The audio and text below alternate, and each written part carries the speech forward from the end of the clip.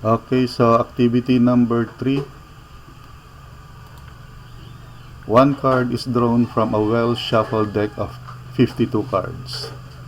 So what is the probability of drawing? Number 1, drawing an ace, drawing a face card, drawing a red 10, and getting a card which is not a diamond. So alam niyo yung baraha?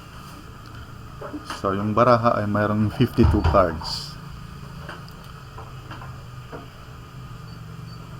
13 na diamond, 13 na clubs or yung flower, yung lurit na tinatawag natin, 13 na hearts, and 13 na spade or yung paypay.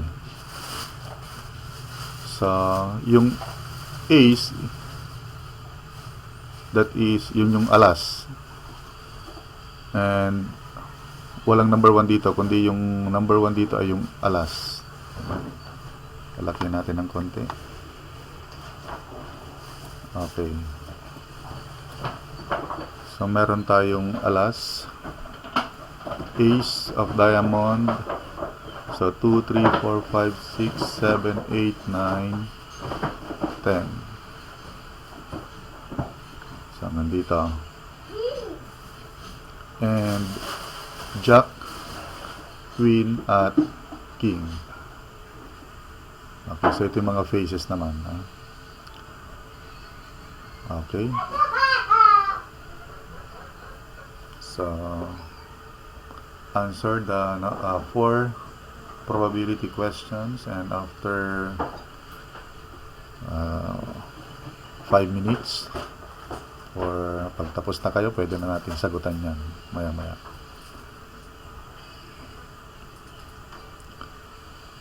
Okay. So, number 1, what is the probability of drawing an ace? So, yung ace is yung alas na tinatawag natin. What is the probability na makakuha tayo ng ace or yung alas? So, ilang bang ace meron tayo dito? 4. Ace of diamond, ace of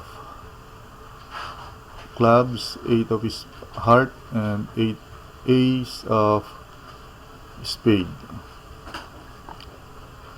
So 4. So the probability of picking or drawing ace is equal to 4 by 52.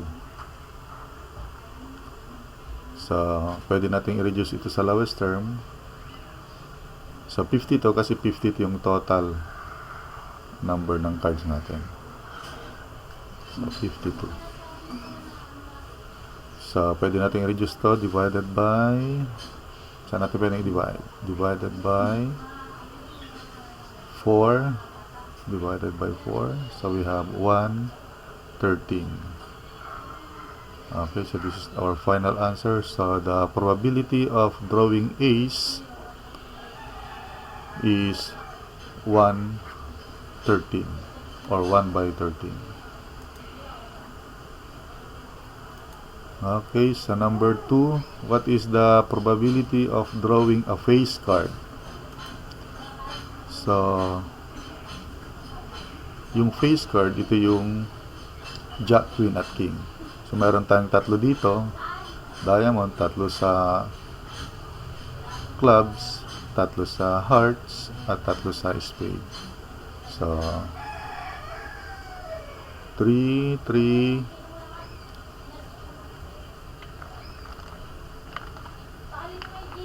so 3, 3, 3, 3, so we have 3 times 4 is 12 over 52. So the probability of picking or drawing face card, that is King, Queen, and Jack, is 12 by 52. or reduce natin sa lowest term, divided by 4, so we have 3 by 13. So 3 times 4 is 12, 13 times 4 is 52. So the probability of drawing a face card is 3 by 13. Okay, so number 3. What is the probability of drawing a red 10? Ilan ba ang red natin dito? So, dalawa lang. Yung diamond and yung heart. So, meron tayong isang 10 na diamond at isang 10 na heart. So, that is 2.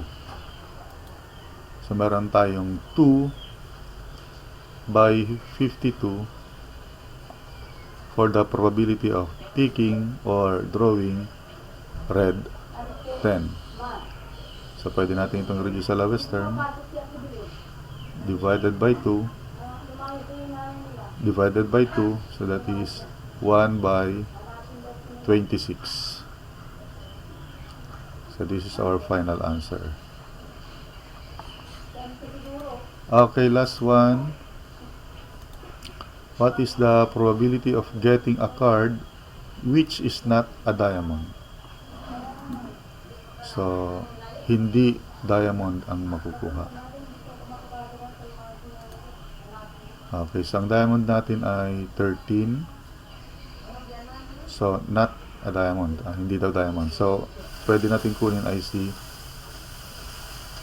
clubs, si heart, at si spade. So, meron tayong 13.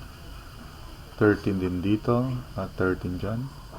So, total of 39. So, meron tayong probability na hindi makuha si diamond na 39 by 52. So, pwede natin i-reduce ito sa lowest term. Divided by 13. Divided by 13. So, that is 3, 4. So, 3 times 13 is 39. 4 times 13 is 52.